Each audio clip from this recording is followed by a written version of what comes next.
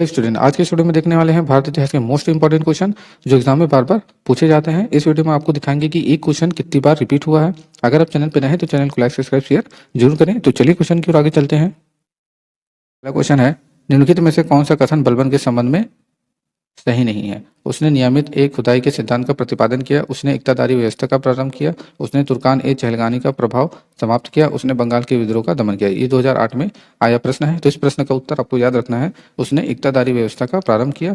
और बलबन के बारे में आपको याद रखना है, जो एग्जाम में कई बार पूछा गया है। बलबन का जो नाम वास्तविक नाम है, एग्जाम में कई बार पूछा जा चुका है कि बलबन का वास्तविक नाम क्या है। तो आपको याद रखना है बहाउद्दीन। बहाउद्दीन जो है बलबन का वास्तविक नाम है। और ये भी याद रखना है कि नासिरुद्दीन यहाँ गलत हो गया, नासिरुद्दीन महमूद ने इसे उलूग खां की उपाधि दी थी। एग्जाम में पूछा जा चुका है कि उलूग खां की उपाधि जो है वो बलबन को किसने दी थी। तो आपको याद रखना है नासिरुद्दीन महमूद ने दी थी। और बलबन का जो शासनकाल है आपको याद रखना है, ये 1266 से 1286 तक इसका शासनकाल भी अलग से पूछा जा चुका है एग्जाम में। तो इस चीज़ को भी आपको याद रखना है। और एग्जाम में ये भी पूछा जा चुका है कि रक्त और लौह की नीति किसने अपनाई थी। रक्त और लौह की नीति किसने अपनाई थी। तो आपको भी यही याद रखना है कि रक्त और लौह की जो नीति है वो बलबन ने अपनाई थी। तो इसका जो सही आंसर है वो बलबन ही होगा। तो यहाँ पे एक ही क्वेश्चन में 1, 2, 3 और 4 क्वेश्चन एक ही बार में कवर हो चुका है। 4 और ये पूछा गया 5, यानी एक बार में 5 क्वेश्चन यहाँ से कवर हो चुके हैं। ये सब एग्जाम में पूछे गए क्वेश्चन है इसलिए बता रहे हैं। तो आप इसको इग्नोर मत करिएगा कि बलबन का शासनकाल और इसका वास्तविक नाम और किसने जो है उलूग खां की उपाधि दी थी और रक्त और लौह की नीति किसने अपनाई थी। तो इस चीज़ को आपको अच्छे से याद रखना है, ये अभी आगे क्वेश्चन में आपको मिलेगा। तो चलिए नेक्स्ट क्वेश्चन की ओर चलते हैं। अगला क्वेश्चन है, ये 2021 में आया प्रश्न है, निम्नलिखित सुल्तानों में से किसने गढ़ मुक्तेश्वर की मस्जिद की दीवारों पर अपने शिलालेख में स्वयं को खलीफा सहायक कहा है। बलबन ने, कैकुबाबाद ने, जलालुद्दीन खिलजी ने, उपर्युक्त में से कोई नहीं। तो किसने कहा है। तो बलबन ने कहा है। तो अब बलबन के बारे में आपको कुछ और बातें याद रखनी है जो एग्जाम में कई बार पूछा गया है कि जो बलबन था ये बचपन में ही मंगोलों द्वारा पकड़ा गया था। एग्जाम में पूछा जा चुका है कि मंगोलों द्वारा जो है कौन शासक पकड़ा गया है।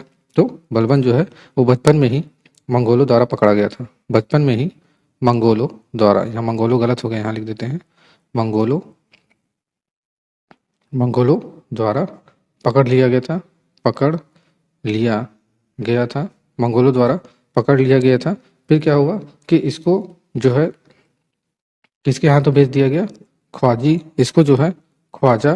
इसको जो है पकड़ने के बाद इसे ख्वाजा जमालुद्दीन के हाथों इसको बेच दिया गया था। एग्जाम में ये भी पूछा जा चुका है कि किसके हाथों बेचा गया था। तो जमालुद्दीन के हाथों इसको बेच दिया गया था। फिर बाद में क्या हुआ, फिर इसे दिल्ली लाया गया। जो बलबन है बाद में इसको दिल्ली लाया गया। और दिल्ली लाने पर क्या हुआ कि इल्तुतमिश के साथ एक युद्ध हुआ।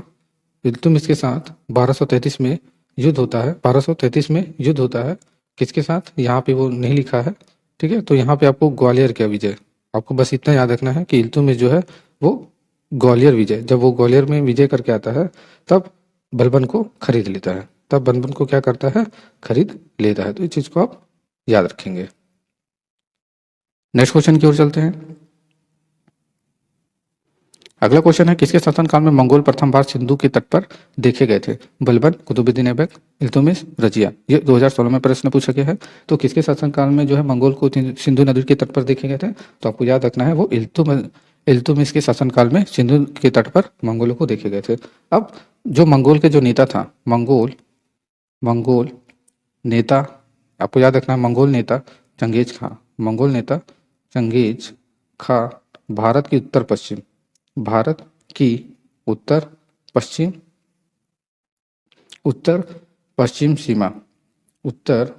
सीमा पर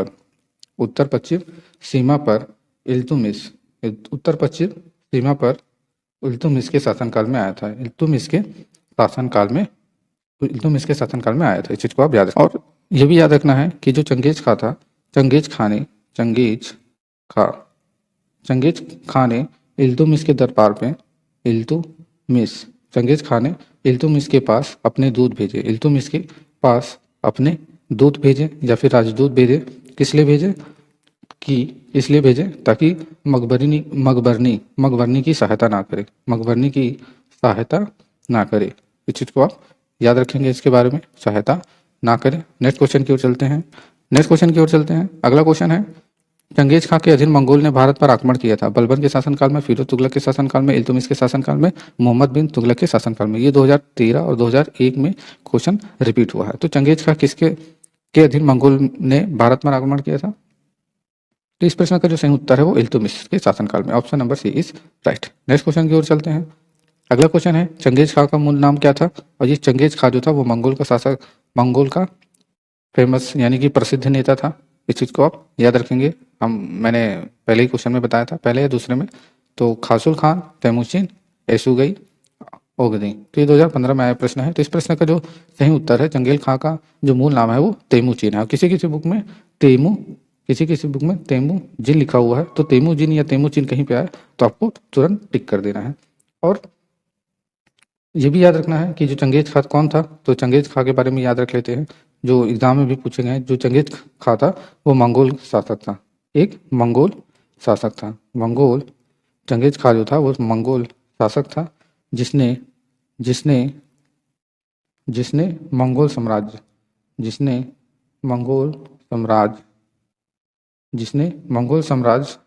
में एक अहम भूमिका निभाई, एक अहम भूमिका निभाई। इस चीज को आप याद रखेंगे। नेक्स्ट क्वेश्चन की ओर चलते हैं। अगला क्वेश्चन है, ये थोड़ा टफ है, इसको थोड़ा ध्यान से पढ़ेंगे। निम्नलिखित कथनों पर विचार करिए। इल्तुतमिश के शासनकाल में चंगेज खान भगोड़े खारिज युवराज की खोज में सिंधु नदी तक पहुंच गया था। मोहम्मद बिन तुगलक के शासनकाल में तैमूर ने सुल्तान पर अधिकार किया था और सिंधु नदी पार की थी। विजयनगर साम्राज्य के देवराय धृत के शासनकाल में वास्को डी गामा केरल के तट पर पहुंचा था। तो यहाँ पे जो आपको जो सही आंसर है वो क्या होगा? यहाँ पे जो सही आंसर है वो आपका पहला है। इल्तुतमिश के शासनकाल में चंगेज खान भगोड़े ख्वारिज्म युवराज की खोज में वो सिंधु नदी तक पहुंच गया था। तो कूट में देखते हैं क्या है। तो कूट में केवल एक सही है। तो ये आईएएस का क्वेश्चन है, आईएएस 2021 का प्रश्न।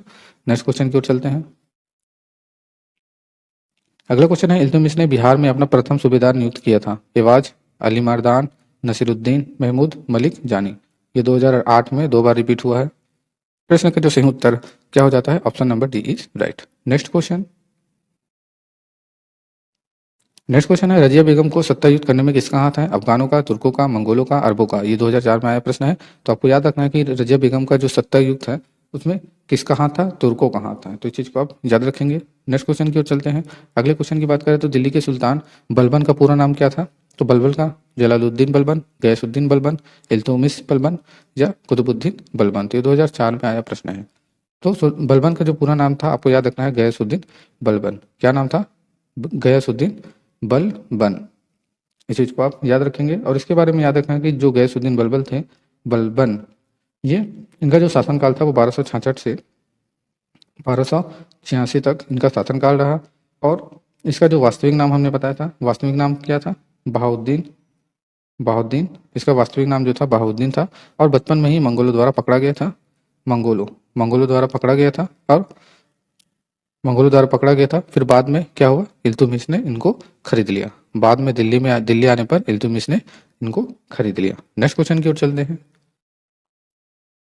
अगला क्वेश्चन है, दिल्ली के किस सुल्तान के विषय में कहा गया है कि उसने रक्त और लौह की नीति अपनाई है? तो ये 2009 में आया प्रश्न है। इल्तुतमिश, बलबन, जलालुद्दीन, फिरोज खिलजी, फिरोज शाह तुगलक। तो इस प्रश्न का जो सही उत्तर है वो क्या है? Option number B is right. आपको याद रखना है कि रक्त और लौह की नीति किसने अपनाई थी? बलबन ने अपनाई थी। ये मैंने पहले क्वेश्चन में ही हमने बता दिया था। और यहाँ पर जो ऑप्शन के अलावा और भी जो बातें बताई जा रही हैं ये एग्जाम में पूछा गया है। जो छोटे मोटे जो एग्जाम होते हैं उसमें भी प्रश्न पूछे गए हैं, वो भी आपको साथ में लेके चल रहे हैं। ये बड़े लेवल का क्वेश्चन है, तो यहाँ पे छोटे लेवल का क्वेश्चन भी आपको कराएंगे। नेक्स्ट क्वेश्चन की ओर चलते हैं। अगला क्वेश्चन है, किस दिल्ली सुल्तान ने रक्त एवं लौह की नीति अपनाई थी? देखिए क्वेश्चन फिर से रिपीट हो गया 2020 में। तो इस प्रश्न का जो सही उत्तर क्या हो जाएगा? इल्तुतमिश, बलबन, अलाउद्दीन खिलजी, मोहम्मद बिन तुगलक, उपरोक्त में से कोई नहीं।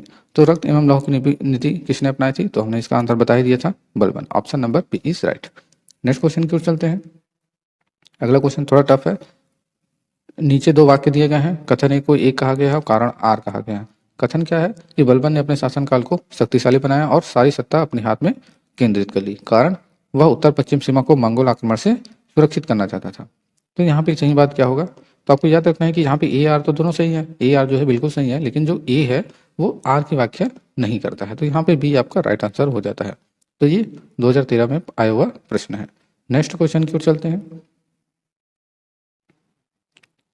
अगला क्वेश्चन है, अपनी शक्ति को समेकित करने के बाद बलबन के भव्य उपाधि धारण की। कौन सी? तुतीय हिंद, कैसर हिंद, दीन इलाही, जिले इलाही। ये 1997 का प्रश्न है। तो इस प्रश्न का जो सही उत्तर है आपको याद रखना है जिले इलाही। Option number C is right.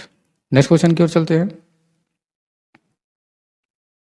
अगला क्वेश्चन है, वह प्रथम मुस्लिम शासक कौन था जिसने शासन के सिद्धांत को यानी थ्योरी ऑफ किंगशिप राजाओं के ईश्वरीय अधिकार सिद्धांत के समान प्रतिपादित किया था? ऐबक, इल्तुतमिश, बलबन, अलाउद्दीन खिलजी या इनमें से कोई नहीं। तो यहाँ पे अगर ऐबक की बात करें तो आपको याद रखना है कि जो ऐबक है वो भारत में, ऐबक जो है वो भारत में गुलाम वंश का प्रथम शासक था। गुलाम वंश का प्रथम शासक। ये एग्जाम में कई बार रिपीट हो चुका है, तो इस चीज को भी आप याद रखेंगे कि गुलाम वंश का प्रथम शासक कौन था? कुतुबुद्दीन ऐबक। तो इसको आप इग्नोर मत करिएगा क्योंकि ये एग्जाम में पूछा गया है, इसलिए आप आपको रिपीट करा रहा है। अब ये भी याद रखना है कि जो कुतुबुद्दीन ऐबक का जो शासनकाल है वो 1206 से लेके 1210 तक इनका शासनकाल रहा है। अब बलबन के बारे में हमने बता ही दिया था कि इसका जो पूरा नाम है वो क्या था? गयासुद्दीन बलबन। इसका जो पूरा नाम हमने बताया था गयासुद्दीन बलबन। इसको हम फिर से बताएंगे तो आपको अच्छी तरह से हमेशा के लिए याद हो जाए।